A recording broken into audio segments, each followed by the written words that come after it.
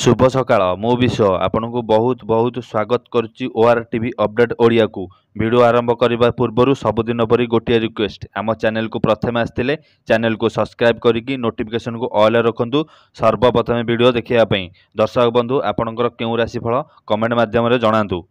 दर्शक बंधु आसतु देखा मीन राशि रे शनि गोचर और क्यों राशि रे आरंभ है 7:30।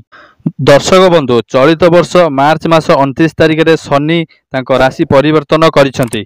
निजर कालपुरुष राशि अर्थात कुंभ राशि बाहरी शनिदेव मीन राशि रे प्रवेश करिसेंति। ग्रह मानक मध्य शनि सबुठारु धीर गति चलन करिथांति और 2.5 वर्ष रे थरे निजर राशि मध्य परिवर्तन करिथांति। एही कारणरू शनि राशि परिवर्तन ज्योतिष शास्त्र अत्यंत गुरुत्वपूर्ण बोली विशेष सूचना करा जाए। केतेबेले होइथाए शनिंकर 7:30। शनि जेतेबेले राशि परिवर्तन करिथांती सेतेबेले 3टी राशि उपरे शनिक 7:30 एवं 2टी राशि उपरे ढया आरंभ होइथाए। जो राशि को शनि गति करिथांती सेही राशि पूर्व एवं परवर्ती राशि रे 7:30 आरंभ होइथाए। तांकर एही 7:30 7.5 वर्ष जाए रही थाए। केतेबेले होइथाए शनिकर ढया प्रभावर समाप्त। शनिदेव प्रति 2.5 वर्ष थरे राशि परिवर्तन करिथांती। एही समय रे सेही उक्त राशि चतुर्थ किंबा अष्टम भाग में अवस्थान करिथांती। तेणु सेही राशि उपरे शनिक ढया आरंभ होइथाए। ज्योतिष मान्यता अनुसार प्रत्येक व्यक्ति जीवन में थोड़े 7:30 एवं ढया निश्चय लगी थाए। मेष राशि रे केतेबेले होइथाए 7:30 शनिदेवंकर आरंभ।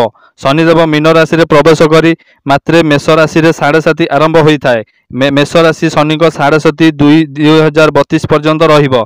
2032 रे जेतेबेले शनि राशि परिवर्तन करिवे सेतेबेले मेष राशि रो व्यक्ति को शनिक 7:30 रु मुक्ति मिलिबो।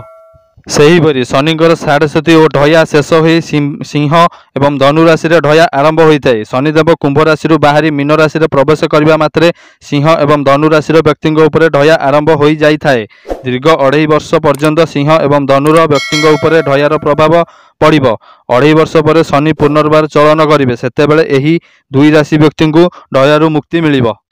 दर्शक बंधु शनि बलयरू कृपा पाइबा हेले शनिवार दिन राशि तेल अर्पण करंतु और प्रभु हनुमान को स्मरण करंतु जहाद्वारा शनिदेवंठू मुक्ति पाइबे।